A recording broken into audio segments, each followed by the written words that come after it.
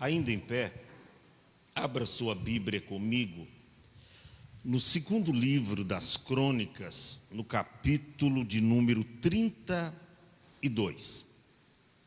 Segundo livro das Crônicas, capítulo de número 32. A princípio, nós vamos ler do versículo 1 ao versículo de número 8. Depois vamos ler outros. Vai ser colocado aí no telão, tradução da Bíblia, edição revista corrigida, tá? E nós vamos ler a palavra de Deus que nos diz assim: depois destas coisas e dessa fidelidade, veio Senaqueribe, rei da Síria, e entrou em Judá, e acampou-se contra as cidades fortes e intentou separá-las para si. Vendo, pois, Ezequias que Senaqueribe vinha e que o seu rosto era de guerra contra Jerusalém, teve conselho com seus príncipes e com os seus varões para que se tapassem as fontes das águas que havia fora da cidade, e eles o ajudaram. Assim, muito povo se ajuntou e tapou todas as fontes, como também o ribeiro que se estendia pelo meio da terra, e disseram: por que viria os reis da Síria e achariam tantas águas? E ele se fortificou e edificou todo o muro quebrado até as torres, e levantou um outro muro para fora, e fortificou a Milo na cidade de Davi, e fez armas e escudos em abundância, e pôs oficiais de guerra sobre o povo, e ajuntou-os assim na praça da porta da cidade, e falou-lhes ao coração, dizendo: esforçai-vos e tende bom ânimo, não temas, nem vos espanteis por causa do rei da Síria, nem por causa da multidão que está com ele, porque há um maior conosco do que com ele. Com ele está o braço e a carne, mas conosco o Senhor nosso Deus, para nos ajudar e para guerrear nossas guerras. E o povo descansou nas palavras de Ezequias, rei de Judá. Curve a sua cabeça, diga amém. Querido Deus, estamos diante da Tua palavra e nós te pedimos humildemente que o Senhor venha trabalhar conosco nesta tribuna.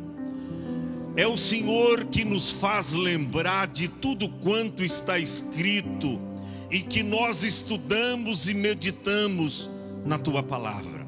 Pai, portanto, que nesta hora o Senhor venha estar conosco nesta tribuna e venha falar aos nossos corações em conformidade com a Tua vontade. Nos dê unção, graça e humildade, em nome de Jesus. Diga amém. Glória a Deus. Podeis tomar assento neste mesmo espírito, adorando a Deus. Me permita eu estar assim, sem um paletó. Eu sou bastante, né? As pessoas já viram que, né?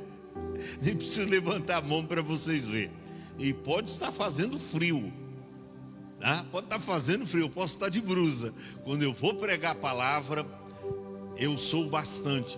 E sabe que até hoje, depois de 40 anos pregando, missionária Siledes, a perna treme ainda. Uma vez eu fui me consultar com um veterano pastor de saudosa memória, E eu falei, pastor, eu acho que tem alguma coisa errada comigo. Porque todas as vezes que eu vou pregar, pastor, me dá um frio assim na barriga e as pernas tremem. Ele disse, isso acontece com você?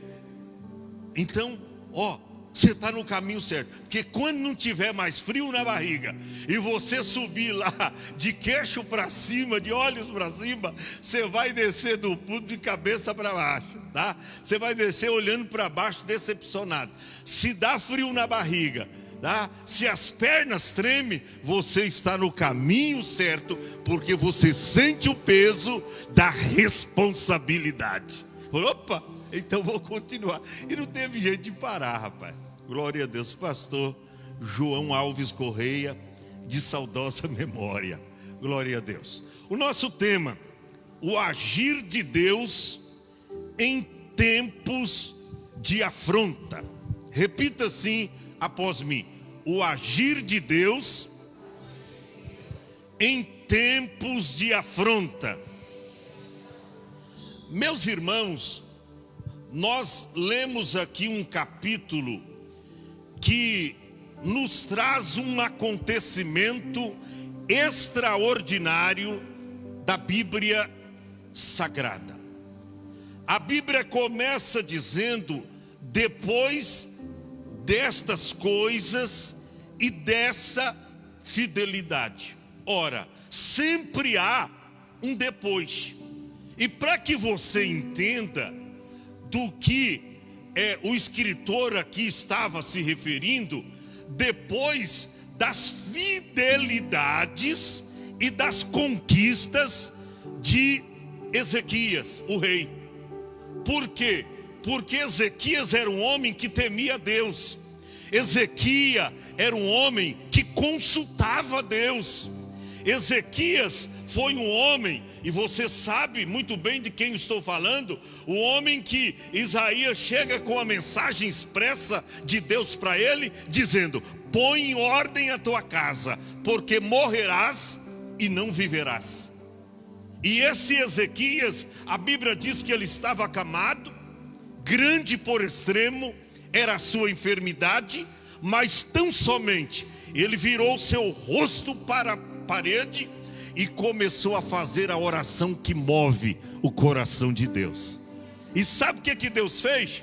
Deus fala novamente com o profeta Isaías e diz: vai lá, diga ao meu servo Ezequias que eu ouvi as suas palavras e eu vi as suas lágrimas, eu ouvi as suas orações, e eu te acrescentarei mais 15 anos. Você não vai morrer não, Ezequias.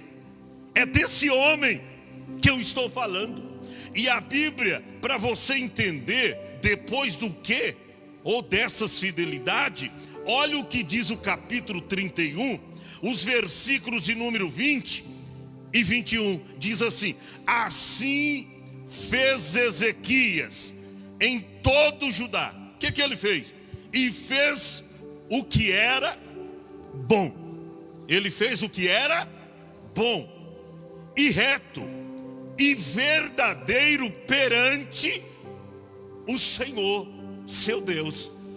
Você vê, ele andava no caminho certo, ele fazia o que era bom aos olhos do Senhor. Quer ser uma pessoa de Deus, uma pessoa próspera, também na área financeira da sua vida? Quer vencer guerras, quer conquistar, quer ser uma pessoa que, ainda que o inimigo te persiga, te enfrenta, mas você sempre está conquistando e de vento em popa? Seja uma pessoa de Deus, uma pessoa com essas características. A Bíblia diz que ele era e fazia o que era bom e reto e verdadeiro perante o Senhor seu Deus. No verso 21 diz: e em toda a obra que começou no serviço da casa de Deus. Ou seja, era um homem comprometido com a casa de Deus.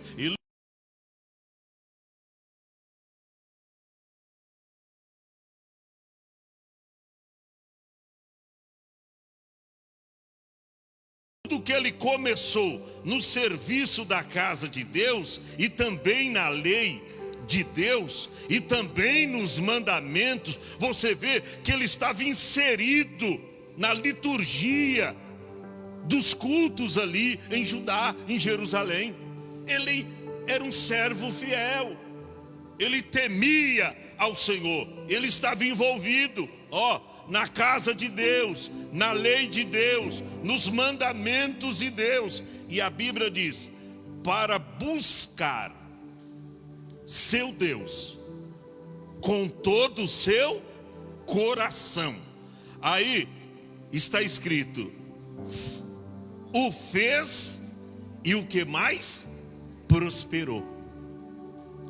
Aí que vem as palavras, depois destas coisas e dessa fidelidade. Interessante, você vê o homem aqui de vento em polpa, só crescendo no seu reinado. Mas a gente precisa tomar muito cuidado, porque depois de uma conquista, ou depois de uma vitória, já tem uma luta te esperando. Olha para cá, muitas vezes, Júnior, não dá nem para a gente ficar comemorando, porque a luta já está nos esperando. Olha aqui, o homem era fiel, fazia o que era bom, o que era reto, o que era verdadeiro, guardava os mandamentos, era de oração, porque buscava a Deus de todo o seu coração. E a Bíblia diz que Deus o fez prosperar. Mas olha aí, depois dessas fidelidades, já pensou se ele tivesse uma vida toda torta? Qual seria a sua história? Depois de todas essas trapaças, das coisas erradas, a Bíblia não teria nada para nos ensinar com a vida do rei Ezequias, se ele não trilhasse os caminhos do Senhor corretamente. Mas a Bíblia dá testemunho da sua fidelidade, depois destas coisas e dessa fidelidade. Mas você pensa que porque você é fiel, você estará isento de lutas, de perseguições, de batalhas, e às vezes sangrentas, e até de perdas, como o nosso pequeno Guilherme teve, de perdas. Você está pensando que porque você é fiel, você não será afrontado, você não será perseguido, às vezes até os da sua família a olhar para você e dizer, parece que você está crescendo, hein? Mas está arrumando tanto dinheiro para reformar a casa. Trocou o carro, comprou carro novo, e até os da sua família vai começar a te perseguir. Então o negócio é sério. Você pode ser fiel, mas não pensa porque você é fiel, você não é mais fiel do que Jó. A Bíblia diz que Jó era um homem reto, sincero, temente a Deus e desviava-se do mal. E Deus dá testemunho da fidelidade de Jó. Mas de repente vem uma turbulência espiritual para a vida dele. O vento começa a soprar ao contrário. Perde os filhos, perde as jumentas, os bois, perde os empregados, perde todos os filhos, perde a saúde, mas não perde a esperança e a fé. Aleluia! Ele não perde a esperança. Mas você viu a tremenda luta que Deus submeteu Jó?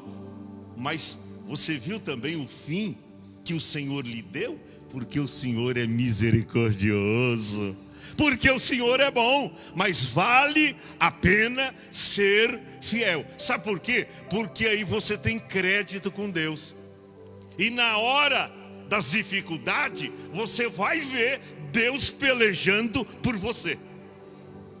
O diferencial, Thaís, o divisor de água está aí, que o fiel, na hora das agruras, das dificuldades, e que às vezes ele olha, não vê uma saída, o braço de Deus vem e move tudo milagrosamente. E eu vou mostrar para vocês, que mesmo que Ezequias, ele se preparou para essa batalha, ele fez, humanamente falando, o que os melhores reis da época poderiam fazer. Ele fez tudo, mas ele não precisou de nada do que ele fez, porque Deus lhe deu livramento através de um anjo. E você precisa entender que até hoje Deus envia anjos para dar vitória e livramento para o seu povo. Ora, a Bíblia diz que depois dessas coisas e dessa fidelidade, quem veio? Veio alguém parabenizá-lo, veio alguém para, rapaz, tu está no caminho certo, tu está prosperando. Veio quem? Diga assim, o inimigo. Veio Senaqueribe, rei da Síria, entrou em Judá e acampou-se contra cidades fortes, e intentou separá-las para si. Vendo, pois, Ezequias que Senaqueribe vinha, e que o seu rosto era do quê? De paz? Não, era de guerra.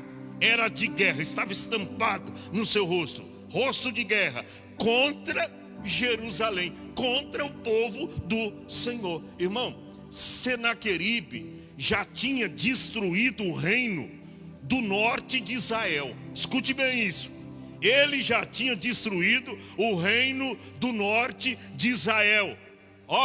Ele já tinha tomado 46 cidades fortificadas. E agora só restava Jerusalém. Mas Jerusalém estava sitiada, com as portas fechadas, porque o inimigo estava ali para destruí-la, para tomá-la. Mas nós encontramos aqui, irmão, que quem tem crédito com Deus, aleluia, Deus peleja as suas causas, Deus peleja por nós, aleluia. Olha que coisa linda. Nós encontramos aqui que primeiro Ezequias teve o discernimento. Ele diz, o rosto dele é de guerra.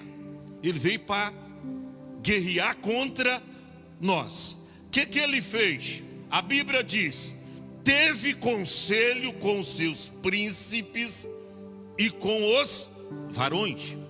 Você vê, ele pegou os anciãos, mas não esqueceu dos varões. Dos varões. Porque com os anciãos, os príncipes, está o conselho, a palavra firme, resoluta. Mas com jovens, o vigor, a juventude para batalhar, para pegar uma espada. E ele o fez dessa forma. A Bíblia diz que ele fez mais, para que se tapassem as fontes das águas que havia fora da cidade, e eles o ajudaram. O que me chama a atenção aqui, que naquela época, as fontes que abastecia as cidades, ficava fora da cidade. Cidades eram muradas e ficava fora. E olha a encrenca que eles estavam agora. Porque os inimigos, eles vinham, e nós vamos desviar essa água e eles vão morrer de sede. Mas antes que o inimigo pensasse, nós encontramos que Ezequias, ele agiu em favor do povo. Porque, irmão, quem tem Deus tem discernimento, conhece o intento do inimigo. Ele diz, se ele vem contra nós, e ele já se apoderou, já separou para si 46 cidades, ele vem para guerrear. E as águas, as fontes das águas, fica do lado de fora. O que ele fez? A Bíblia diz que ele pegou aqueles homens, e que eram muitos, e começou a tapar todas as fontes de água. Ou seja, elas estavam assim à vista, e ele veio então, é como que colocar uma tampa de concreto, irmão, né? Eu não sei como eles faziam isso naquela época, mas a Bíblia diz que eles faziam muralhas de pedras. Então a Bíblia diz que eles começaram a tapar. Não é jogar entulho ali para... Não, aí eles ficariam sem água, mas a tapar. É como que colocar uma tampa de concreto em todas aquelas fontes de água. Por quê? Porque eles disseram para si, olha o que eles disseram. Assim, muito povo, verso 4, se ajuntou e tapou todas as fontes que estendia, como também o ribeiro que estendia pelo meio da terra. Ou seja, que na verdade Ezequias fez? Ezequias fez um arqueduto, tipo de, hoje seria mais ou menos vários canos grossos, né? Que levaria as águas dessas fontes que ficava do lado de fora para dentro da cidade para abastecê-la. Mas como naquele tempo não tinha então essas manilhas, essas maneiras, o que ele fez? Ele fez tipo de um túnel coberto por cima, e aí joga a terra, ninguém sabe o que está por baixo. E as águas saíam das fontes diretamente para abastecer a cidade. Agora vinha o inimigo com quase 200 mil homens. Aonde ia encontrar tanta água para beber e dar para esse povo? Ele diz, não, nós não vamos deixar eles beberem águas em nossas fontes. Ô, irmão, conselho de Deus para você: não deixe o inimigo beber água na sua fonte, porque aquelas fontes foram eles que cavaram. E quantas vezes você cava fundo, você tem sacrifício, você tem que sacrificar. Tem gente que dá as coisas que Deus deu para ele, depois de muito tempo de batalha, de mão beijada para as pessoas. Esse carro aí é o seguinte, leva ele, não precisa assinar nenhum recibo não, que depois eu...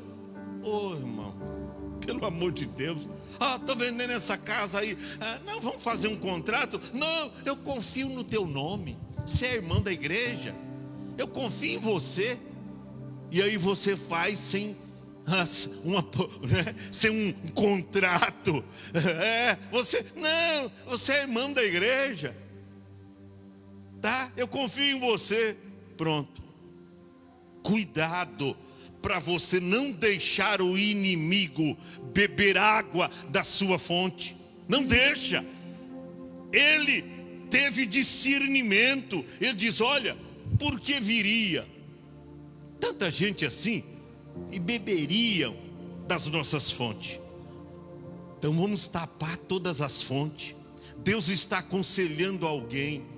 Cuidado com quem você compartilha as tuas bênçãos. Você recebe bênção de Deus e depois traz a pessoa errada, põe para sentar na sua mesa, e você precisa tomar cuidado quem você coloca para sentar e comer na sua mesa, porque de repente você está saciando a fome do inimigo, e ele não tem prazer das suas conquistas, das suas vitórias, e de repente você traz e ele começa a invejar tudo que você tem. Ele começa a invejar. E ele começa, porque o invejoso é assim, não só inveja o que você tem, mas ele quer ter o que você tem. E quando ele não consegue, ele dá um jeito de pegar aquilo que você tem para si. Então cuidado quem você traz para dentro da sua casa, para almoçar, para cear com você, com a sua família. Eles tiveram discernimento, porque viria os nossos inimigos e achariam tantas águas. Não vai ter água. eles vão ter que buscar água longe. Aqui não vai beber água, não deixa o inimigo beber. De repente tem gente que começa, tem um sonho, tem uma criatividade, intenta fazer alguma coisa, e aí chega e começa a passar para um, passa para outro. De repente alguém copia a ideia dele, abre o negócio na frente dele, quando ele olha, já está ganhando dinheiro na ideia que ele teve. Cuidado, meu irmão. Vigia, varão. Vigia, varoa. Olha aqui a estratégia que teve Ezequias. E ó, não foi só isso que ele fez, não. A Bíblia diz que eles taparam as brechas. Ó, no verso 4, eles disseram: por que viria os reis da Síria e acharia tantas águas assim? Vamos tapar aqui as fontes. Primeiro, taparam as fontes.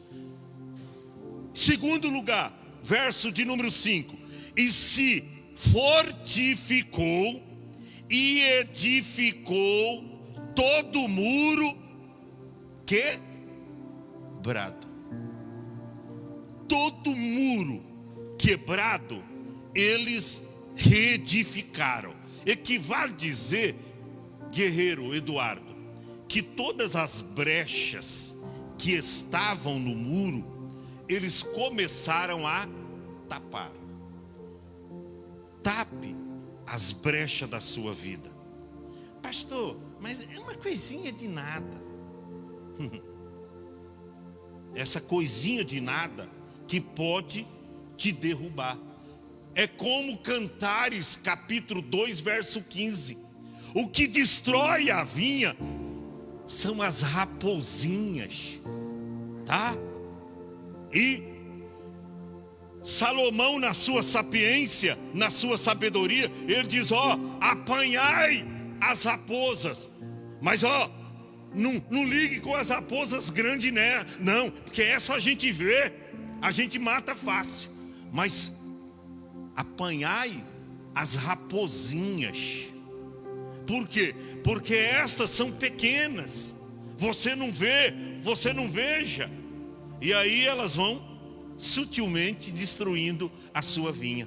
Equivale a dizer, é aquela coisinha que você diz: não, mas essa amizade aí, isso aí não vai ter nenhum problema para a minha vida espiritual, não. Essa pessoa aí, não, eu só estou com ela assim, mas quando eu quiser me afastar, eu consigo me afastar sem nenhum problema. São as pequenas, mas essas coisinhas que eu faço ainda, eu vou lá na igreja, mas chega lá fora, eu ainda tomo uns golos, eu ainda faço umas coisinhas erradas, mas eu estou melhorando, sabe? Essas coisinhas poderá te derrubar. Essas coisinhas que você acha minutas, pequenas, ou seja, insignificantes, medíocre, essas coisinhas pode te derrubar. Cuidado com as raposinhas. Tapa todas as brechas que há no muro da tua salvação. Tape todas as brechas. Tem alguma coisa que você está fazendo e que de repente está até impedindo a ação do Espírito Santo na sua vida? De repente é uma amizade que não se deve mais ter. De repente é uma má companhia que Deus disse: ó, essa pessoa não te faz bem, não é do teu convívio, cai fora dela. Mas você, cuidado com as raposinhas. Tape todas as brechas do muro da tua salvação. Você lembra lá daquele que reconstruiu os muros de Jerusalém? Neemias.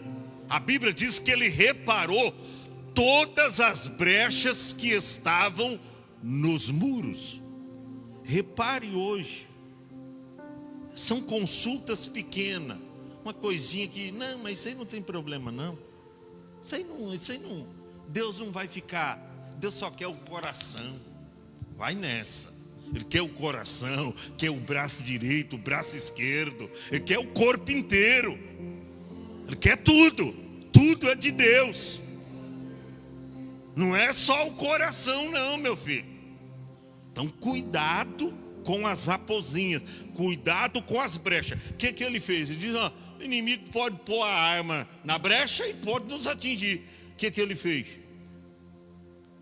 Edificou, tapou todo o muro quebrado, até as torres, até em cima. Levantou outro muro, olha aí, para ficar mais forte a cidade, mais fortificada. Ele fez um outro muro em volta do que já tinha. Fez um outro muro do lado de fora e fortificou a Milo na cidade de Davi. E ó, fez armas e escudos em abundância, e pôs oficiais de guerra sobre o povo, e ajuntou-os a si na praça da porta da cidade. Falou-lhes aos corações, dizendo, verso 7: esforçai-vos e tende bom ânimo, não temais. Olha aqui, depois de tudo pronto, ele não cruzou os braços, reuniu o povo e diz, ó, esforçai-vos e tende bom ânimo, não temais, nem vos assusteis por causa do rei da Síria, nem por causa de toda a multidão que com ele está. Por quê? Porque há um maior conosco do que com ele. Você vê que depois do preparo material, físico, para cercar toda a cidade, os muros, reparou, fez outro muro, fortificou, levantou as torres. Depois de tudo, ele emitiu uma palavra de fé, de coragem para o povo. Ele diz, ó, há um maior conosco. Aleluia. Aí no verso de número 8, ele é contundente, ó, com o rei da Síria está o braço de carne, mas conosco o Senhor dos exércitos, o nosso Deus, para nos ajudar e para guerrear nossas guerras.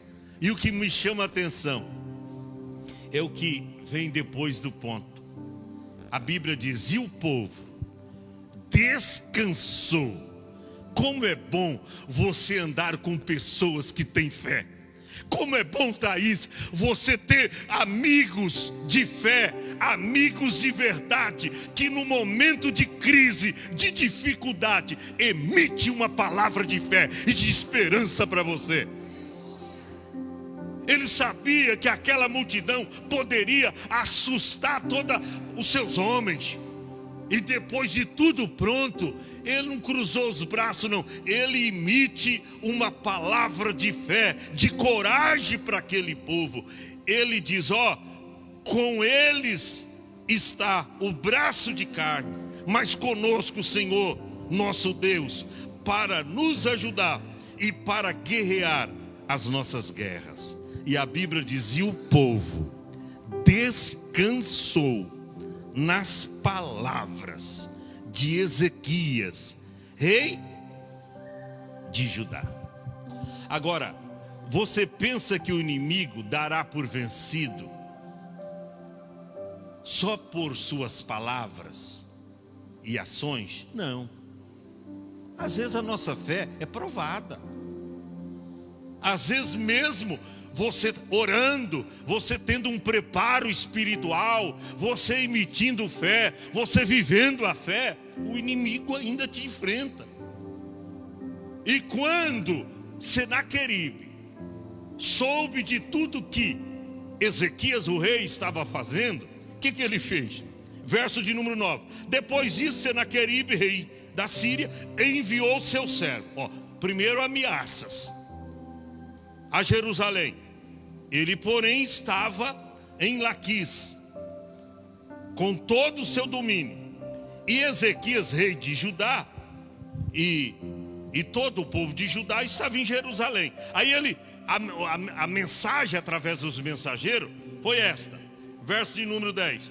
Assim diz Senaqueribe.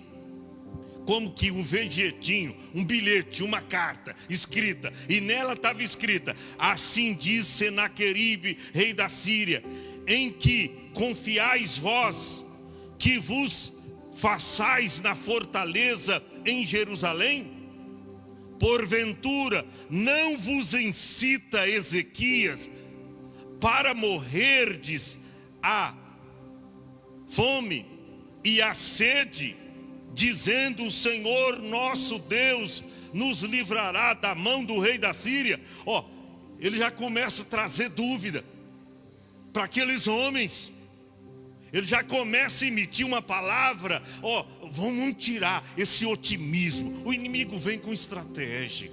É por isso que você, meu irmão, precisa estar em oração, porque ele vem sutilmente para te ludibriar, para te enganar. Você vê, o povo estava bem estabilizado, mas aí ele diz: não, vou mandar. Diante de um altar se prostrará. Verso 13: não sabeis vós que eu e os meus pais, fizemos todos os povos da terra? Porventura puderam de qualquer maneira os deuses das nações daquelas terras livrar sua terra das minhas mãos? Qual é de todos os deuses daquelas nações que meus pais destruíram, que pode livrar o seu povo das minhas, ou que pode livrar o seu povo das minhas mãos, para que o vosso Deus vos possa livrar das minhas mãos? E ele foi ameaçando, porque o diabo é estratégico, Ele vai afrontando. Você lembra do gigante Golias, que afrontava o exército do Deus vivo? O diabo tanto tenta ganhar no grito, tenta impor medo nas pessoas, porque ele sabe que já é um ser destruído, e que se você tiver coragem e força na oração, porque a nossa força, irmão, está na oração. É por isso que crente que não ora é fracassado. Permita a minha franqueza: se você não tem uma vida de oração com Deus, você não vai obter muitas vitórias. Não. Algum tempo você vai fracassar, algum tempo você vai sucumbir. Agora, se você é de oração, Deus peleja por você. E no momento que você não consegue nem andar, Deus te carrega no colo. Mas precisa ser crente de oração. E eu vou mostrar aqui quem Ezequias era. Ele veio ameaçando. No verso de número 15 ele diz: agora pois, não vos engane Ezequias, nem cite assim. Ele está enganando vocês. Não deis crédito a Ezequias, porque nenhum Deus. Aí ele começa a afrontar do Deus verdadeiro. Nenhum Deus de nação alguma, nem de reino, pode livrar o seu povo das minhas mãos, nem das mãos dos meus pais.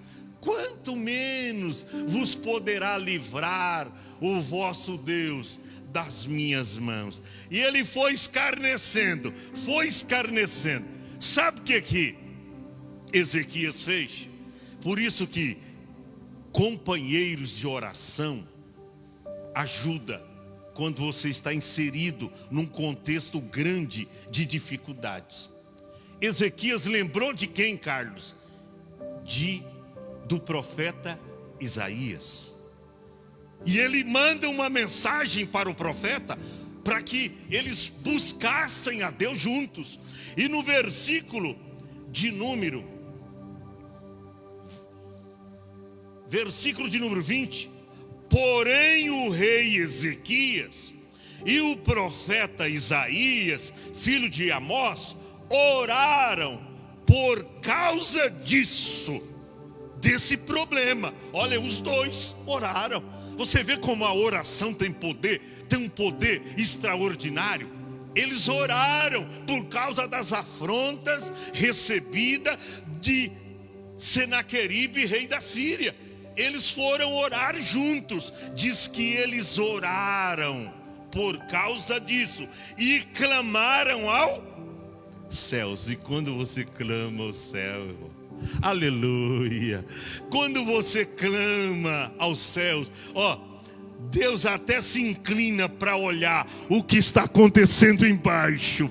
Quando você clama, Deus se coloca de pé no seu trono. Deus não aguenta ver um crente fiel aqui na terra clamando pelo seu nome. Deus envia a resposta. Deus envia a resposta. Eles oraram ao Senhor. E a Bíblia diz, irmão, oh, que livramento extraordinário. O que Deus fez? E então o Senhor, olha aí, eles não haviam preparado. Olha quantos dias eles gastaram para fazer aqueles muros, tapar as brechas do muro, tapar as fontes, fazer um túnel lá para abastecer a cidade com a água. Irmão, eles tiveram um trabalho braçal gigantesco, grande, mas nada daquilo precisou. Sabe por quê? Quando Deus peleja, agora, eles tinham que fazer isso. Não é porque eu sei que Deus pode fazer que eu não vou fazer a minha parte. Tem gente que chega na igreja, cruza os braços e diz: eu quero ver o fogo do céu cair. Mas a igreja glorifica, Rose? Ele não glorifica. Os adoradores louvam, ele não louva. O pregador prega, ele não intercede. Ele não fica atento ao que Deus está falando. Ele olha para o relógio e diz: rapaz, não vejo a hora de eu ir. Eu tenho que ir para assistir o Fantástico ou o Silvio Santos repetido. Irmão, ao invés de assistir o Silvio Santos, esteja na igreja cheio do Espírito Santo. Aleluia! Ao invés de ficar assistindo o Fantástico, olha, participe de um culto fantástico para Deus. Aleluia! Um culto maravilhoso como nós estamos aqui hoje. Ó, Deus peleja por aqueles que fazem e que cumprem a sua parte. Nada vai cair do céu milagrosamente no seu colo, sem você esboçar algum sacrifício, alguma coisa. Eles tiveram sacrifício para fazer tudo isso. Mas tudo que eles fizeram, Thaís, não precisou de nada. Sabe por quê? Quando você faz a sua parte, e o principal eles fizeram, que foi orar. E eu já disse, a oração tem um poder no mundo espiritual. Olha, Tiago, ele é tão contundente a respeito do poder da oração. Está lá no capítulo 5 de Tiago, verso 16, a última parte. Ele diz assim, olha, a oração feita por um justo. Quantos justos? Um. Ele diz, tem um poder extraordinário. Tem muito efeito a oração feita por um justo. Agora já pensou? Dois justos. Aqui estava orando Ezequias e o profeta Isaías.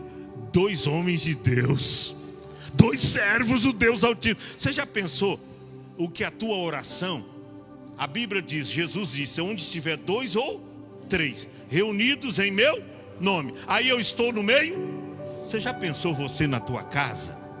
Você que está enfrentando um problema com a sua família, você e a esposa entrar num propósito de oração com Deus. Aleluia! Você já pensou, você que está vivenciando os seus piores dias de vida, enfrentando agruras, dificuldades, você já pensou que se você entrar num propósito de oração, Deus pode mudar essa realidade? Deus pode mudar o quadro da sua vida. A oração, gente, tem um poder extraordinário.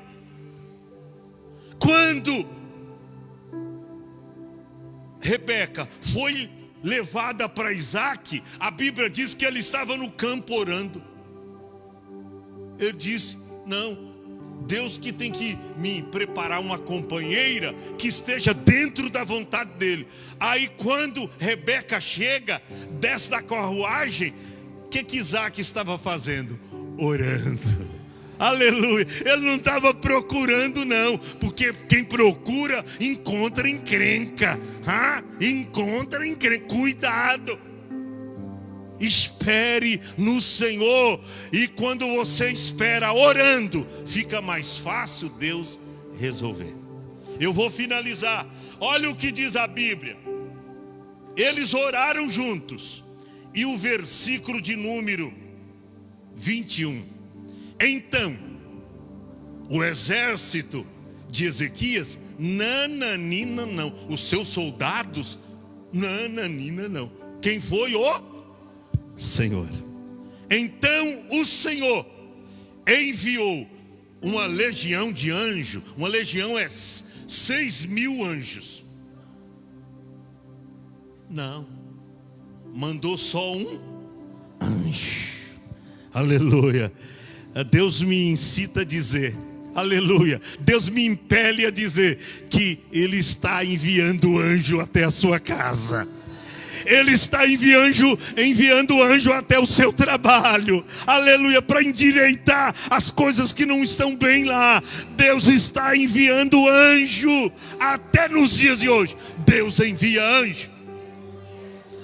E o Salmo 34, verso 7, está escrito que o anjo do Senhor acampa-se ao redor dos que o temem e os livra. E anjo aí, não é um anjo qualquer. Anjo aí é o próprio Senhor Jesus, que prometeu estar conosco todos os dias, até a consumação dos séculos. No verso de número 20, nós encontramos que Ezequias e o profeta Isaías, eles oram a Deus, e eles clamam ao céu. Foi só eles clamar ao céu. A Bíblia diz no verso 21, então o Senhor enviou um anjo que destruiu todos os varões valentes e os príncipes e os chefes do arraial do rei da Síria. E esse tornou com vergonha o rosto para a sua terra. Irmão, sabe quantos varões morreram nessa peleja? 185.000 homens morreram pela vitória. Aleluia. A Bíblia diz que os seus descendentes, descenderam dele, os filhos, 2 filhos, que saíram das suas entranhas, descenderam dele, o mataram ali à espada. 2 varões, 2 filhos que ele tinha, o matou dentro do templo ali dos seus ídolos. Olha, irmão, Deus ainda nos dias de hoje, Ele age quando você ora, quando você faz a sua parte. Deus não conta com ociosa. Se a pessoa é ociosa, foge da oração, foge do culto da palavra, não tem compromisso com Deus, não quer ficar 5 minutos de joelho orando. Deus não tem compromisso com os ociosos, mas Deus tem compromisso com os valentes. Aleluia. Aqueles homens foram possuídos de coragem, primeiro com a palavra do rei Ezequias, que a Bíblia diz, o povo descansou na palavra de Ezequias. Mas mesmo assim, Ezequias vendo que o povo agora estava descansando em paz, estava precavido e certos e convictos da vitória, ele chama um parceiro de oração, Isaías. Ele diz, vamos orar. As afrontas, parece que eu estou vivendo, Thaís, esse acontecimento. As afrontas estão demais, mas nós vamos orar ao Deus do céu. E Deus enviou anjo. Fica em pé. Eu não sei, olha para cá, o tamanho da sua luta. Olha para cá. Eu não sei o tamanho do seu problema. Eu não sei. A não ser que você me fale, mas eu não sei. Eu não sei qual é a tua dificuldade, o que você está vivenciando nesses últimos dias. Eu não sei. Eu procuro menos saber da vida particular dos irmãos, porque aí, quando Deus me usar aqui, você vai dar crédito naquilo que Deus está falando com você através do seu pastor. Então eu procuro me envolver o mínimo minimamente na vida dos crentes, para não. E se alguém vem me contar e querer, opa, para aí, eu não preciso. O Espírito Santo ainda fala comigo. Eu não sei qual é o seu problema, mas olha para cá. Eu conheço um Deus, aleluia. Eu conheço um Deus que pode resolver esse teu problema. Eu conheço um Deus que peleja por você. Eu conheço um Deus que não precisa de um exército com espada na mão, não. Eu conheço um Deus que até nos dias de hoje Ele envia anjo para nos dar livramento.